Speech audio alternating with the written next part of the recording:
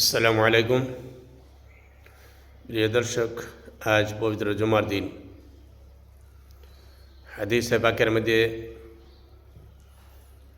দয়ার নবী বলছেন, قال النبي صلى الله عليه وسلم من سلم المسلمون من لسانه ويده أو كما قال النبي عليه الصلاة والسلام। মানুষের হাত এবং জবান, এই দুটা বস্তুরে যদি হেফাজত করতে পারে তে উনি প্রকৃত মুমিন।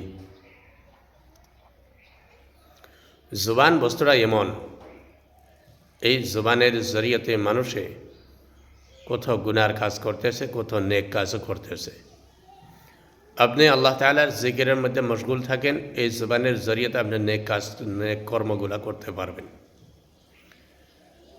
আর এই জবানটারে যে সময় নাকি আপনি আল্লাহর জিকিরও না লাগাইয়া যদি ফালতু বকওয়াসের মধ্যে, বেহুদা কথার মধ্যে, বেহুদা সময়ের মধ্যে যদি লাগান, তাহলে এই জবানের জরিয়াতে আপনি গুনাহ করলেন।